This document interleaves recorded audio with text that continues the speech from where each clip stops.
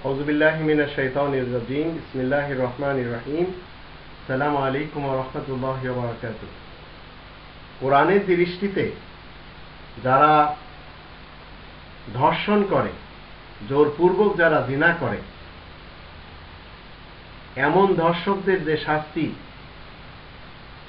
কোরআন বলে, সেই শাস্তি হলো তাকে 100 চাবুক মারতে হবে।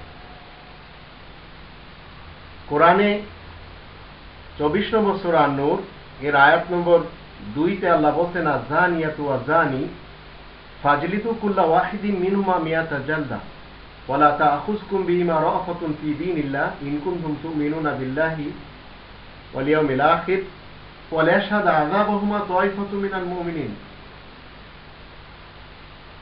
জিনাখোর পুরুষ এবং নারী, এদের উভয়জনকে 100 চাবুক মারতে হবে। আর আল্লাহ তাআলার বিধান মতে, আল্লাহ তাআলার বিচার মতে, যদি তোমরা পরকালের বিশ্বাসী হও, আল্লাহকে বিশ্বাস করো, তাহলে এদের শাস্তি দেওয়ার জন্য যারা শাস্তি দেবে তারা একটু দয়া দেখাতে পারবে না, স্বজন প্রীতি দেখাতে পারবে না। আর এই শাস্তি দেওয়ার সময়, তাদের উভয়জনের শাস্তি দেওয়ার সময় যেন মুমিনদের একটি দল তারা প্রত্যক্ষভাবে দেখতে পারে। বিভিন্ন দেশে আজ জোরপূর্বক জিনার শাস্তি দেওয়া হচ্ছে। কেউ গুলি করছে, কেউ জবাই করছে, কেউ হত্যা করছে বিভিন্নভাবে। আপনি যদি বিভিন্ন ধর্মের স্কলার্স যারা রয়েছে এদের কাছ থেকে শোনেন, তাহলে এরা ধর্ষকের চরম শাস্তি, মৃত্যুর দণ্ড দিতে চায়। জোরপূর্বক হোক বা ইচ্ছায় হোক অনিচ্ছায় হোক, যার উপরে জুলুম করা হয়েছে সে শাস্তি পাবে, কিন্তু মৃত্যুদণ্ড এটা তো আল্লাহ দিচ্ছেন না। এখন ইসলামী শরিয়া যারা বলছেন, যেমন ইরানে আমরা দেখতে পাই বা ইরাকে দেখা যাচ্ছে, যারা জিনা করছে এদেরকে ধরে এনে শুট করে দেওয়া হচ্ছে, না হয় এদেরকে জবাই করে দেওয়া হচ্ছে। আবার ইরানে মাটিতে পুঁতে স্যাঙ্গেসার করা হচ্ছে, কঙ্কর নিক্ষেপ করে তাকে মেরে ফেলে দেওয়া হচ্ছে। তো এ ধরনের শাস্তি আল্লাহ তাআলা বলছেন না, এগুলি তারা জজবাকে কাবু না করতে পেরে তারা এই ধরনের শাস্তি প্রদান করছে। কিন্তু আল্লাহ তাআলার পক্ষ থেকে শাস্তি হলো এই 100 চাবুক মারতে হবে। নিরীহ যে মেয়েটি, যার কোনো দোষ নেই, কিন্তু তার সাথে ধর্ষণ করা হচ্ছে, সে শাস্তি থেকে বেঁচে যাবে। তো ইসলামী শরিয়া আইনে কোনো পুরুষ যদি ধর্ষণের দায়ে অভিযুক্ত হয় এবং আদালতে সেই অভিযোগ প্রমাণিত হয়, তাহলে তার শাস্তি প্রকাশ্য মৃত্যুদণ্ড দেওয়া হচ্ছে বিভিন্ন দেশের তাদের ধর্মের নিয়ম মতে। কিন্তু কোরআনের ইসলাম সেটা দিচ্ছে না। আর বাইবেল বলছে স্যাঙ্গেসার করতে, এই পাথর মেরে ফেলে দিতে। তো জজবা যদি আপনি সামনে আনেন কোরআনের সামনে, সেটা চলবে না। আপনি জজবাতে যদি বলে বসেন যে ইসলাম নিষ্ঠুর একটি দিন, সেটা আপনি বললে হবে না। কিন্তু মুসলমানেরা যেসব ফায়সালাগুলি করছে এই ধর্ষণের ব্যাপারে, এই যে মুন্ডু কেটে দেওয়া, গুলি করা বা মাটিতে গেড়ে পাথর মারা, এগুলি কোরআনের বাহিরের গ্রন্থ থেকে এসেছে। আর সেইগুলিকে অনেকেই বারবার বলছে, কারণ যারা এই আইনগুলি প্রয়োগ করছেন মূলত তাদের কাছে কোরআনের জ্ঞান নেই। তো এখন শত শত অমুসলিম পুরুষের কাছে এগুলি সত্যি, তারা যে কথাগুলি বলছে ইসলামের উপরে, এটা তারা অন্যায় করছেন। আবার ইসলামকে যারা অপব্যাখ্যা দিচ্ছেন, ইসলামকে যারা সঠিকভাবে কোরআনের নিয়ম নীতিতে অ্যাপ্লাই করতে পারছেন না, তারাও দোষী। তো কোরআনের ইসলামে কোথাও নেই যে আপনি একজন ধর্ষককে ধরে তাকে আপনি গুলি করবেন বা তার মাথা কেটে দিবেন অথবা মাটিতে গেড়ে তাকে শাস্তি দিয়ে দিবেন। আল্লাহ এমন কোন বিধান এই কোরআনের ইসলামে, কোরআনে 114টি সূরা 6348টি আয়াতের কোথাও এ ধরনের শাস্তির কথা আল্লাহ বলছেন না। কিন্তু আপনি যদি 100 চাবুক মারেন, তো এই 100 চাবুক মারার সময় কিন্তু আল্লাহ আপনাকে বলছেন যে তাদের উপরে সদয় ভাব পোষণ করা যাবে না, কিন্তু জজবাতে এসে মেরে ফেলে দেবেন, সেটা তো ইসলাম না।